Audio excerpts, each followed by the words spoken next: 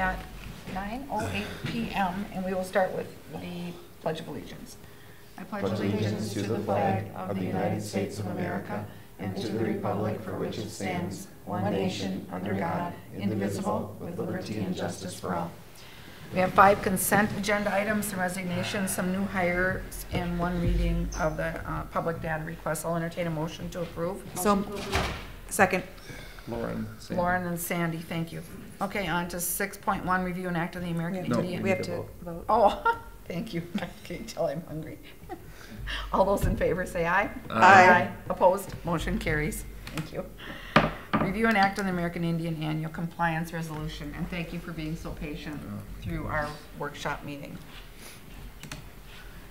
So this is actually the older one. We've actually have everyone sign the compliance and the information that's already been submitted to the Department of Ed. But part of the compliance over here, and Ann can explain a little bit more, is we have to go through was vote of concurrence. And so we have a plan that is written every year, and every year we're learning how to write a better plan. And so a lot of it was focused on educational data and so forth. And so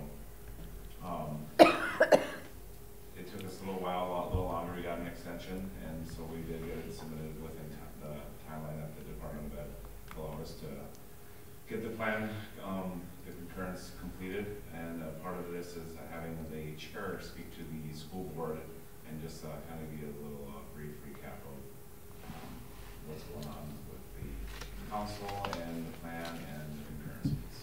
So I'm going to hand it off back. And to give a little bit of a spiel for about a couple minutes.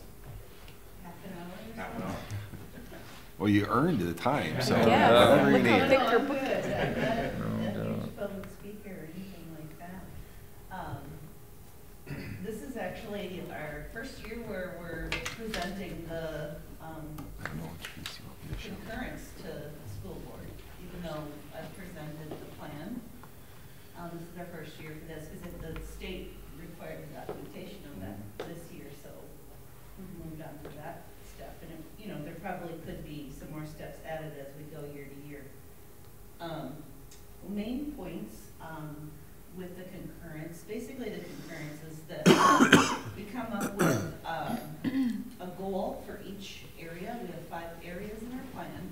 Each area has a goal, and then we have strategies of how we're going to meet that goal. And the way that we've written our plan, there's 3 areas. 2 are really focused on student test scores, and 3 kind of overlap. And so we can use student test scores to kind of see if we're meeting our goals. So we looked mainly, I don't know if you have so I don't know if anybody totally remembers, but I can kind of go through what the areas were real quick and kind of, you know, maybe the main points of what we were looking at.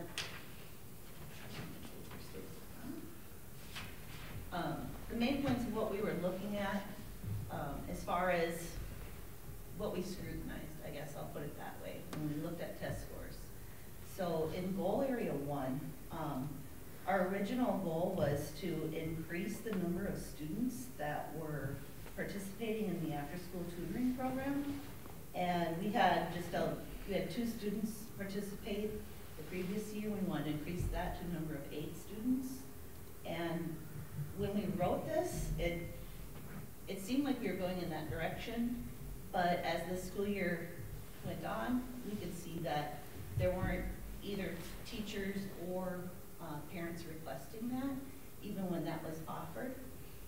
And so this area, we kind of had to go with like a common sense approach to it, because we didn't really maybe know when we wrote our plan, because we've been doing the plan for a few years now, but we maybe had to write in like, this is our primary goal, this is our secondary goal. So we're kind of getting better and better at knowing how to write the plan each year, but as new things come up, we learn. So we didn't have any students that were in the after-school tutoring program, and I guess we had a lot of the needs covered with the after-school program, which is already in place district-wide. I want to get get the name right, is because it's kind of confusing. Because what our tutoring program would be is that our funds cover a tutor, and it's specifically one-on-one or two-to-one tutoring time. So that's the difference there. So, but we felt like we met the goal in this area, because working with Sarah Miller, who is outreaching to families, we felt like the needs were met. And that was one of the strategies in this particular area, was to outreach to students and their families and saying, here's what we have available. It's not like we can say, you know, you have to choose this program over this program. So it's about the outreach and helping the parents be comfortable. So that area was kind of handled there. And so goal area 2 will be the next one that we spent a lot of time on. That area deals with 3rd graders, and it's to have all 3rd graders achieve grade level literacy.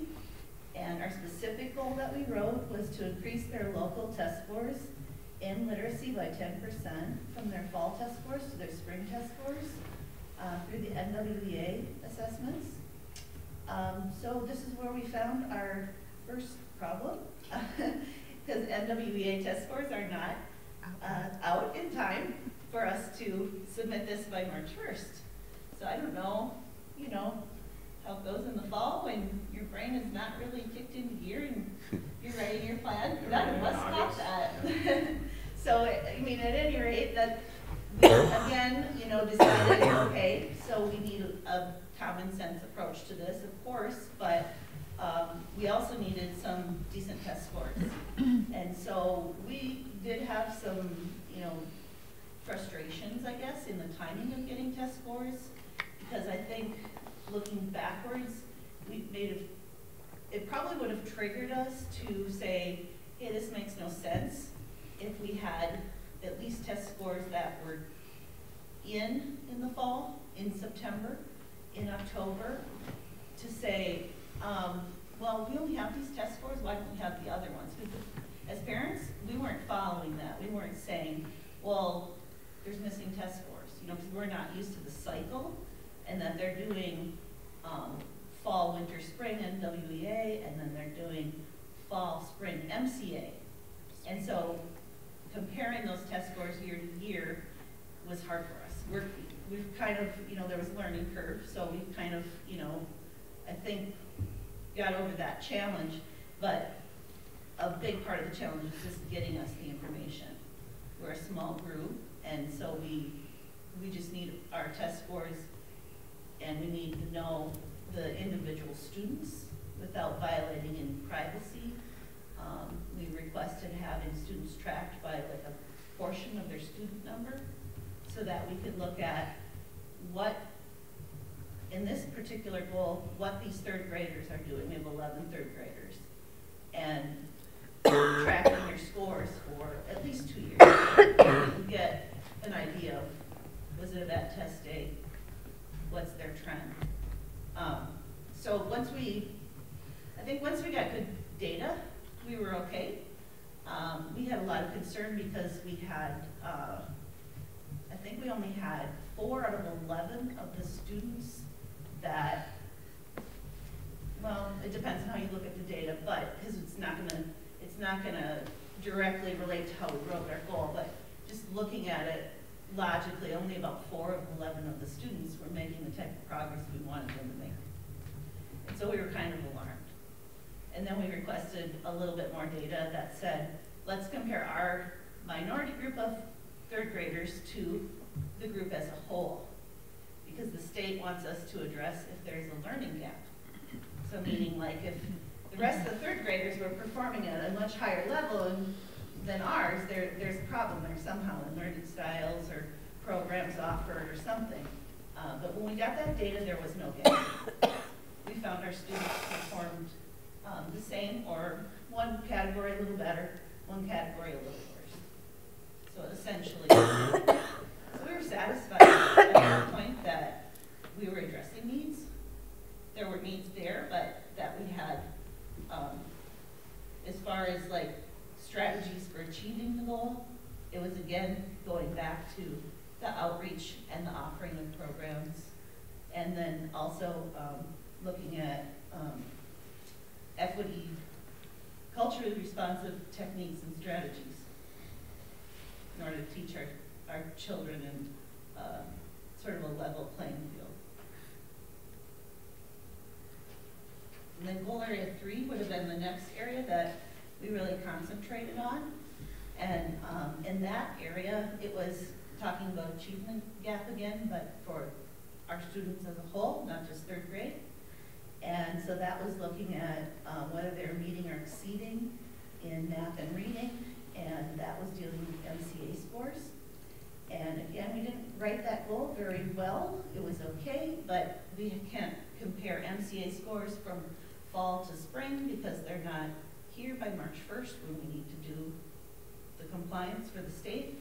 So we did look at it as a 2-year score comparison, and then we did also compare fall to fall, and then we also got like some DIBELS scores for the younger children. And so we really feel like you know, we kind of exhausted the discussion on where our kids are at and if the school is you know, rising up to meet their unique needs, considering that there could be, you know, cultural differences or learning style differences. And then we have also, like, you know, some learning disabilities in there, which none of that looks like a gap in our district. We don't have a higher number of students identified as learning disabilities. We don't have necessarily a statistical, at least what we can tell with our knowledge of the stats, that you know, they have a really hard time taking tests, for example. That could be a factor, but we're not showing that statistically. So we're essentially not showing a gap. Our trending is going down a little bit as far as like standardized testing is going. And so the state says, you know, as your group grows in numbers, that could be accentuated. We could see a gap starting to happen. And sometimes that is just in the proficiency in being able to take standardized testing. And so we have some extra work being done with that as well with Sarah Miller. So the other areas are, you know, a little more self-explanatory as far as whether the district is following our plan. And so that was kind of an easy go as far as voting concurrent on those areas. They would include cultural activities and then supporting students in their efforts for being prepared for post-secondary. So we did vote concurrent on our plan. Any questions?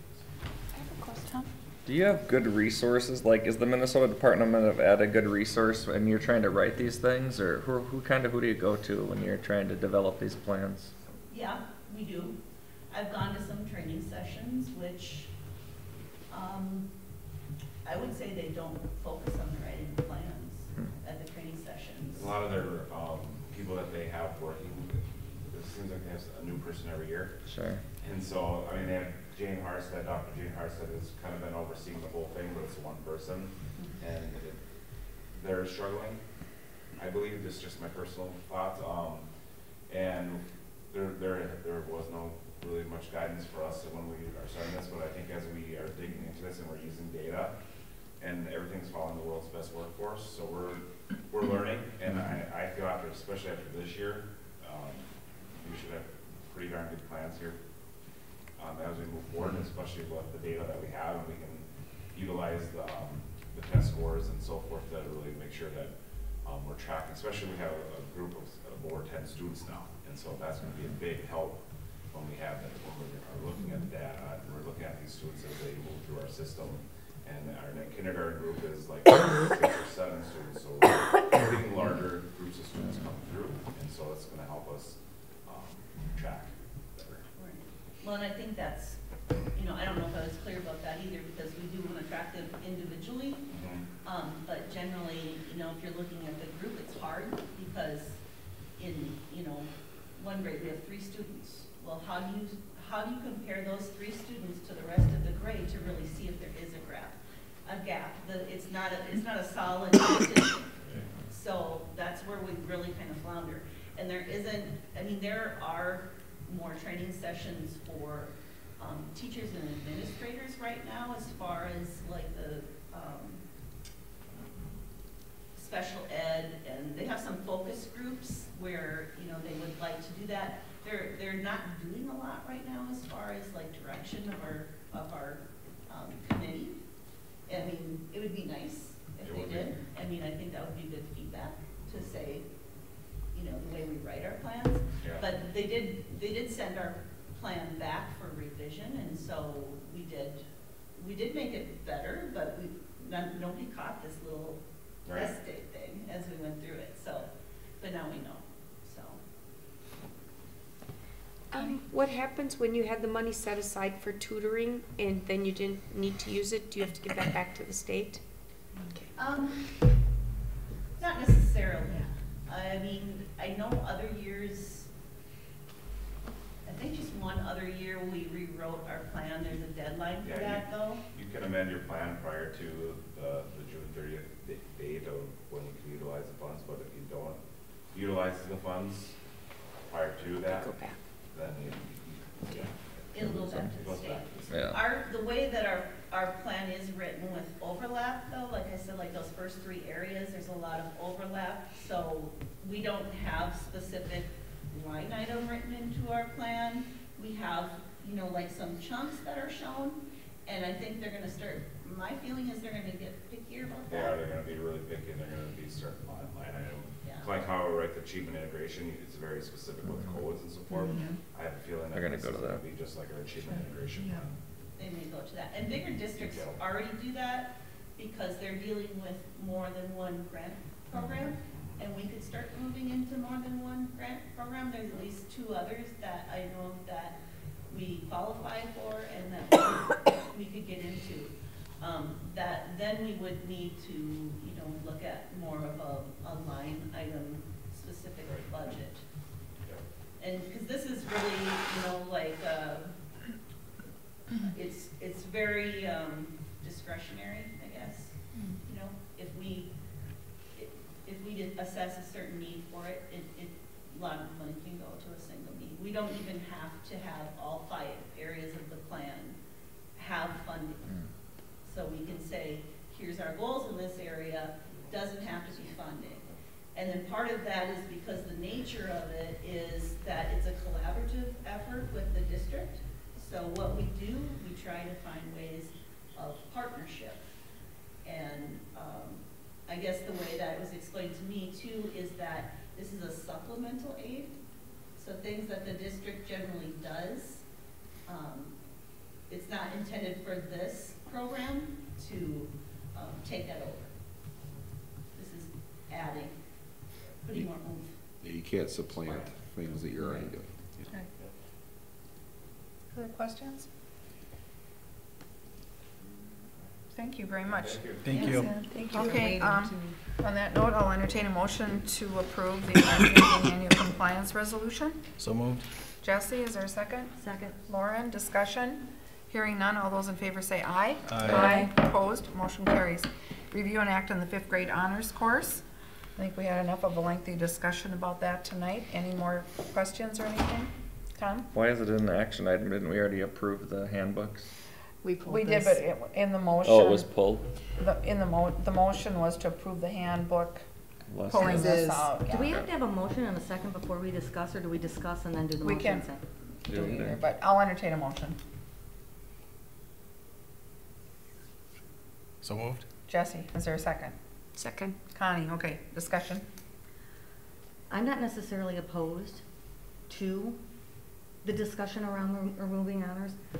What my concern is the approach, because I feel like, my perception is that it was like thrown in last minute and we had no warning of it. We had no idea about it. It didn't go through curriculum. We had our long-term planning meeting that we have in January every year. Wasn't even brought up then. That's the only concern I have. I just feel like it's getting slammed in. Really, if we're gonna look at honors, I think we really should look at it holistically as a K-12 program and what we want our district-wide approach to be. That's my 2 cents. Further discussion? I just wanted to address Tom's point. So what happened is that the handbook was written, and it has honors in it, so we just went ahead and approved that handbook. And this Okay. was kind of, so we were able to do that vote and get the handbook approved. And then I particularly asked it to be pulled because I felt like we didn't have enough, it hadn't gone through curriculum, and I felt like we didn't have enough. I wanted other people, I wanted you here, I was hoping Rob would be here, just to give, so that we all were on, had the same information, so. Well, my opinion is that I'm going to vote in favor of it because I think that staff has done their due diligence and I trust them. But to Lauren's point, I think it's important that we look at the big picture moving forward and decide where we want to go as a district on this, and looking forward even to honors at the higher level.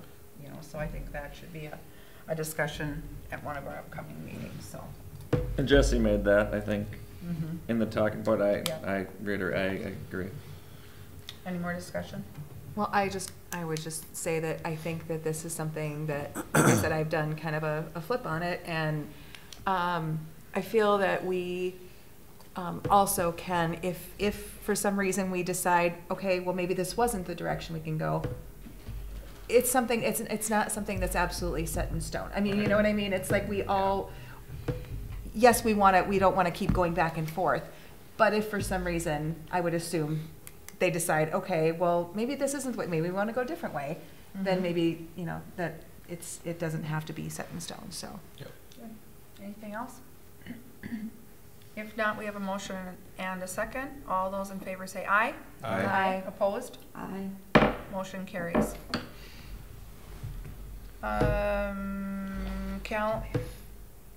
Where are we here?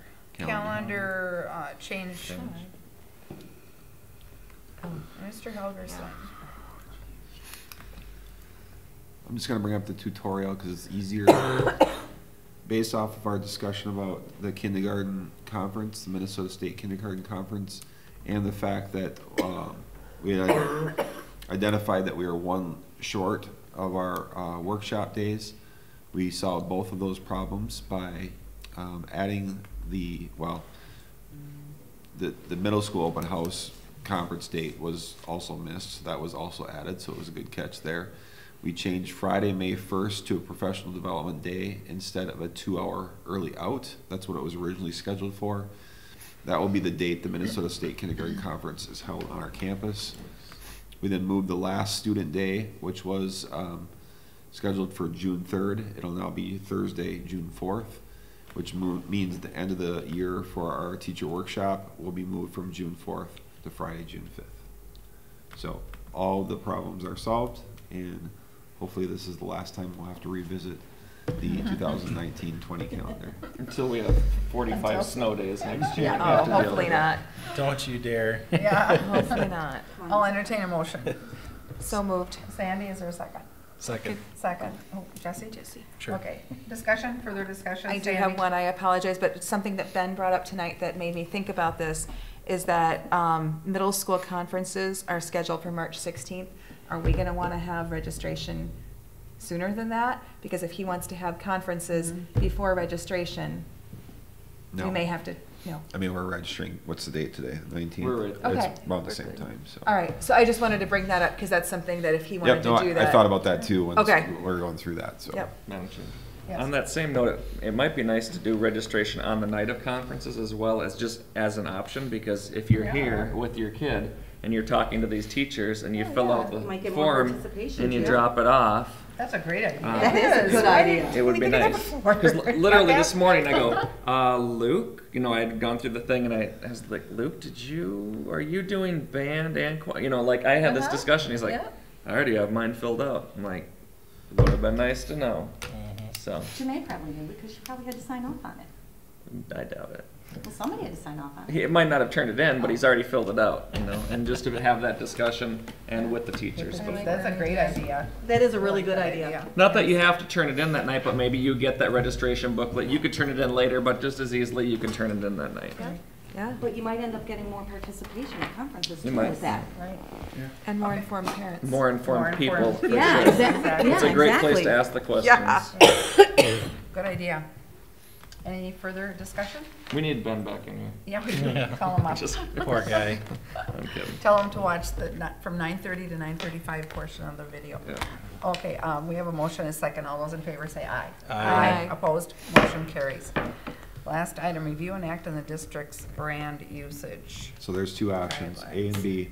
The recommendation was B. I'll make the motion to approve option B. I'll second. Motion by Lauren, second by Jesse. Further discussion? Hearing none, all those in favor? Aye. Opposed? Motion carries. Move to adjourn. We are adjourned.